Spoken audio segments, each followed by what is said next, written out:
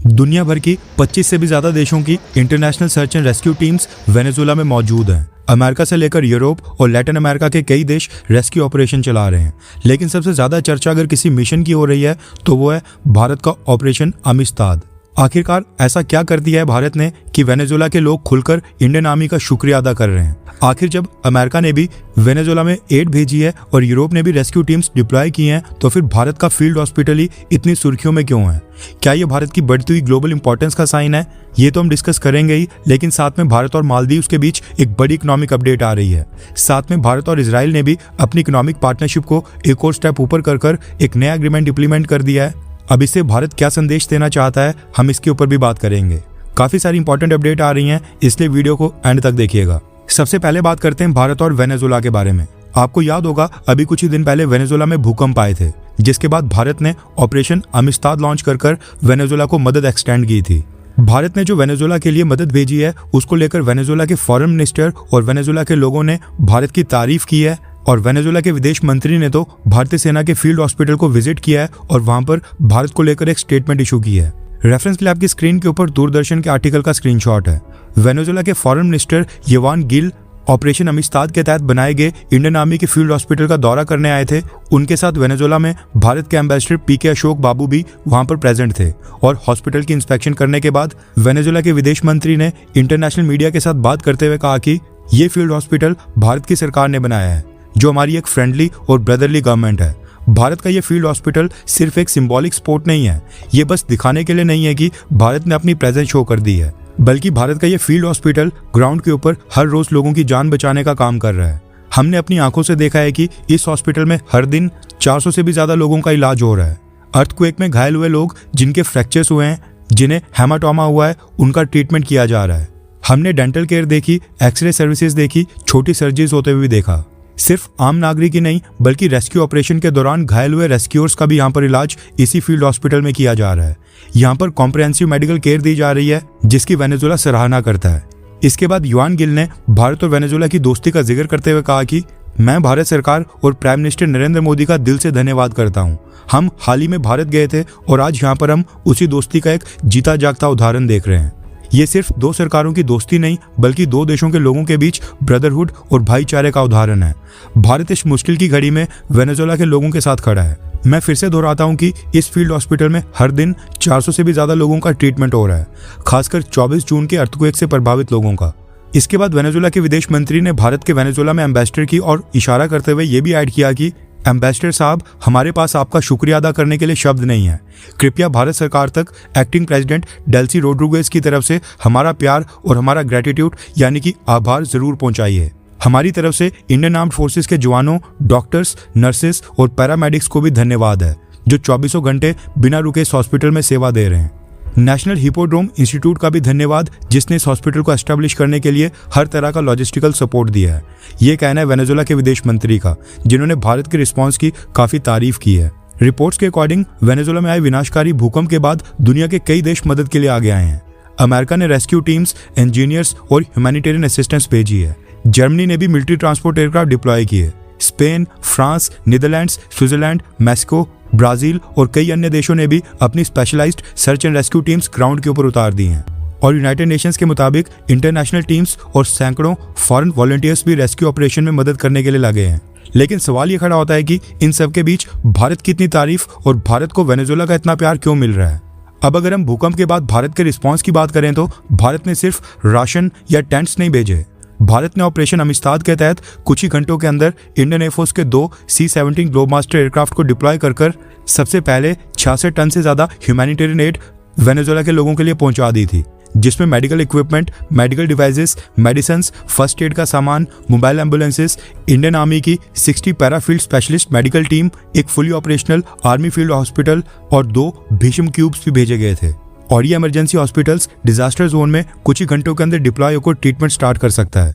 इसलिए भारत से जो मेडिकल टीम वेनेजुएला पहुंची थी, उन्होंने वहां पर सबसे पहले ट्रीटमेंट स्टार्ट किया। भारत के अलावा केवल 2 ही देश हैं जिन्होंने डॉक्टर्स और पैरामेडिक की टीम वेनेजुएला में भेजी है, एक क्यूबा और दूसरा अमेरिका। लेकिन इनमें सबसे ज्यादा तेजी से इम्पैक्ट भारत का फील्ड हॉस्पिटल डाल रहा है। भारत का ये फील्ड हॉस्पिटल 24 घंटे दिन रात फ्री में वेनेजुएला के लोगों का इलाज कर रहा है।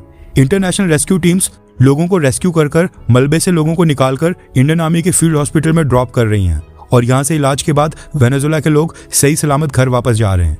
डेली 400 लोगों का इलाज, जिसमें माइनर सर्जरीज भी शामिल है। इतना करना और ऊपर से इंडियन आर्मी की मेडिकल टीम ने मलबे से निकली एक 79 साल की बहुत ही बूढ़ी महिला की भी जान बचाई थी। ये केस वहां पर काफी वायरल हुआ था। इन सब चीजों को देखकर वेनेजुएला के लोग इंडियन मेडिकल टीम के प्रोफेशनलिज्म और क्वालिटी ऑफ सर्विस की खुलकर तारीफ कर रहे हैं और वेनेजुएला के सोशल मीडिया के ऊपर भी इंडियन आर्मी के लिए ग्रेटिट्यूड की वीडियोस वायरल हो रही हैं। वैसे आपको क्या लगता है कि ये दूसरी कंट्रीज में जाकर वहां पर मदद करने के लिए प्रधानमंत्री मोदी जो भारत की सेना और सैन्य डॉक्टर्स को भेजने का इनिशिएटिव लेते हैं, क्या ये सही स्टेप है? आप इसको सपोर्ट करते हैं, हाँ या फिर ना? नीचे कमेंट कर अपनी राय जरूर बताएं। नेक्स्ट अपडेट आ रही है भारत और मालदीव्स को लेकर। रेफरेंस के लिए आपकी स्क्रीन के ऊपर आर्टिकल का स्क्रीनशॉट है। न्यूज निकल कर आ रही है कि भारत और मालदीव्स ने भी आपस में फ्री ट्रेड एग्रीमेंट की नेगोशिएशन स्टार्ट कर दी हैं। इस समय नेगोशिएशंस का पहला राउंड हो रहा है, यानी कि ये पहली बार है जब हम मालदीव्स के साथ फ्री ट्रेड एग्रीमेंट के लिए बात कर रहे हैं। रिपोर्ट्स के अकॉर्डिंग ये नेगोशिएशंस ऑनलाइन वर्चुअल मोड से हो रही हैं, जो कि 29 जून को स्टार्ट हुई हैं और 7 जुलाई को खत्म होनी है। और ये चीज department of commerce government of India ने भी खुद ही कंफर्म कर दी है। अगर हम मालदीव्स के साथ बायलैटरल ट्रेड की वैल्यू की बात करें तो पिछले फाइनेंशियल ईयर साल 2025-26 में भारत और मालदीव्स के बीच $771 मिलियन का बायलैटरल ट्रेड हुआ था, यानी कि $1 बिलियन से भी कम है।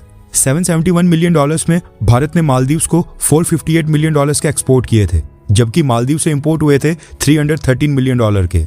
अब ये जो फ्री ट्रेड एग्रीमेंट है, इसके लिए मालदीव्स की गवर्नमेंट पिछले काफी समय से भारत को प्रपोजल दे रही थी और अब जाकर भारत ने मालदीव्स का ये प्रपोजल एक्सेप्ट कर लिया है और टॉक स्टार्ट किए हैं। मालदीव्स भारत की मार्केट के लिए काफी छोटा देश है। अगर दोनों देशों के बीच फ्री ट्रेड एग्रीमेंट साइन होता है तो इससे ज्यादा बेनिफिट मालदीव्स को होगा, ऐसा एक्सपर्ट्स कहते हैं। मालदीव्स की पॉपुलेशन केवल 5.5 लाख से लेकर 6 लाख के बीच में है। कहने का मतलब है कि मालदीव्स भारत के लिए कोई बड़ी और ह्यूज मार्केट नहीं है। एक्सपर्ट्स का मानना है कि प्रेसिडेंट मोहम्मद मिजू, जो इंडिया आउट कैंपेन के बाद मालदीव्स के प्रेसिडेंट बने थे, इनको भी अब एहसास हो गया है कि भारत के सपोर्ट के बिना इनके देश की आर्थिक स्थिति अच्छी बिल्कुल नहीं हो सकती है। इसलिए इन्होंने भारत को लेकर अपनी अप्रोच में बहुत ही बड़ा यू टर्न मारा है और भारत के साथ टाइज को नॉर्मलाइज किया जा रहा है। नेक्स्ट अपडेट आ रही है भारत और इजराइल को लेकर। The times of India, India today और कई सारे प्रोमिनेंट मीडिया हाउसेज ने इसको कवर किया है। न्यूज आ रही है कि भारत और इजराइल के बीच आज से bilateral investment agreement officially implement हो गया है। लेकिन सबसे इंपॉर्टेंट सवाल यह है कि आखिरकार ये बायलैटरल इन्वेस्टमेंट एग्रीमेंट क्या है, ये कब साइन हुआ था और इससे भारत और इजराइल को क्या फायदा होने वाला है। भारत और इजराइल ने इस बायलैटरल इन्वेस्टमेंट एग्रीमेंट को पिछले साल 8 सितंबर 2025 को न्यू दिल्ली में साइन किया था। उसके बाद दोनों देश इतने समय से अपने लीगल और एडमिनिस्ट्रेटिव प्रोसेसेस को कंप्लीट कर रहे थे, जो कि अब कंप्लीट होने के बाद 4 जुलाई 2026 से ये एग्रीमेंट ऑफिशियली लागू हो गया है। अब सवाल उठता है कि बायलैटरल इन्वेस्टमेंट एग्रीमेंट होता क्या है। इसका सिंपल मतलब ये है कि अगर कोई भारतीय कंपनी इजराइल के अंदर इन्वेस्टमेंट करती है या फिर कोई इजरायली कंपनी भारत में आकर इन्वेस्टमेंट करती है, तो दोनों गवर्नमेंट्स उस इन्वेस्टमेंट को लीगल प्रोटेक्शन देने की गारंटी देती हैं। यानी इन्वेस्टर्स को अनफेयर ट्रीटमेंट, बिना वजह पॉलिसी बदलने या फिर इन्वेस्टमेंट से जुड़े जो डिस्प्यूट्स होते हैं उनके रिस्क के कारण इन्वेस्टमेंट को प्रोटेक्शन देने के लिए ये एग्रीमेंट साइन हुआ है। इससे दोनों देशों की कंपनीज का कॉन्फिडेंस बढ़ेगा और एक दूसरी कंट्रीज में इन्वेस्टमेंट को बूस्ट मिलेगा। अगर भारत के फायदे की बात करें तो Israeli companies cyber security, artificial intelligence, defence technology, semiconductors, water management और एग्रीकल्चरल टेक्नोलॉजी जैसे सेक्टर्स में भारत में और भी ज्यादा इन्वेस्टमेंट कर सकती हैं। वहीं पर भारतीय कंपनीज के लिए भी इजराइल में बिजनेस एक्सपैंड करना और टेक्नोलॉजी पार्टनरशिप बनाना आसान होगा। पहले जब ये दोनों देशों के बीच बायलैटरल इन्वेस्टमेंट एग्रीमेंट नहीं था, तब अगर कोई भारतीय कंपनी इजराइल में या कोई इजरायली कंपनी भारत में आकर बड़ी इन्वेस्टमेंट करती थी, तो फिर उसके पास उस केस में इंटरनेशनल लेवल के ऊपर उतनी स्ट्रॉन्ग लीगल प्रोटेक्शन नहीं होती थी। अगर अचानक से गवर्नमेंट पॉलिसी बदल जाए या किसी कंपनी के साथ अनफेयर ट्रीटमेंट हो, इन्वेस्टमेंट से जुड़ा कोई डिस्प्यूट खड़ा हो जाए या फिर अचानक से रूल्स रेगुलेशन चेंज कर दिए जाएं, उसके कारण कंपनी के एसेट्स को नुकसान पहुंच सकता है, तो फिर उस केस में मतभेद या डिस्प्यूट को सुलझाने का क्लियर और आसान फ्रेमवर्क अभी तक दोनों देशों के बीच में नहीं था। इसी अनसर्टेनिटी की वजह से कई सारे इन्वेस्टर्स एक दूसरी कंट्रीज में बड़ी इन्वेस्टमेंट करने से पहले संदेह में रहते थे। अब ऐसे डिस्प्यूट को सॉल्व करने के लिए एग्रीमेंट में प्रॉपर मैकेनिज्म और रूल रेगुलेशंस तय कर दी गई हैं। इन्वेस्टमेंट सिक्योर रहेगी और गवर्नमेंट की प्रोटेक्शन के बाद कंपनीज का कॉन्फिडेंस अपने आप बढ़ेगा, बड़े प्रोजेक्ट्स में पैसा आएगा। उदाहरण के लिए अगर कोई इजरायली सेमीकंडक्टर कंपनी भारत में 5,000 करोड़ की फैक्ट्री लगाती है और बाद में किसी पॉलिसी या डिस्प्यूट की वजह से कंपनी को भारत में प्रॉब्लम आ जाती है, या फिर नई सरकार आने के बाद भी अगर भारत में कोई रूल रेगुलेशन बदल जाती हैं, तो फिर अब उसके पास इस एग्रीमेंट के तहत डिफाइंड लीगल सेफगार्ड और डिस्प्यूट रेजोल्यूशन का पूरा एक फ्रेमवर्क होगा। जिसमें गवर्नमेंट की गारंटी है। और इसी तरह अगर कोई भारतीय कंपनी इजराइल में जाकर वहां पर इन्वेस्टमेंट करती है तो उसको भी वही प्रोटेक्शन मिलेगी। एक्सपर्ट्स के अनुसार इस एग्रीमेंट से भारत और इजराइल की इकोनॉमी और क्लोज आ जाएगी, दोनों देशों की अर्थव्यवस्था करीब आएगी, फ्यूचर में ट्रेड और इन्वेस्टमेंट दोनों बढ़ने की उम्मीद है। और कई एक्सपर्ट इसको India Israel free trade agreement की डायरेक्शन में एक बहुत ही इंपॉर्टेंट फाउंडेशन भी मान रहे हैं। यानी भारत एक बार फिर से दिखाता हुआ नजर आ रहा है कि वो डिफेंस और स्ट्रेटेजिक कोऑपरेशन के साथ साथ इजराइल के साथ इकोनॉमिक पार्टनरशिप को भी एग्रेसिवली आगे बढ़ा रहा है और दोनों देशों की अर्थव्यवस्था को करीब लाया जा रहा है।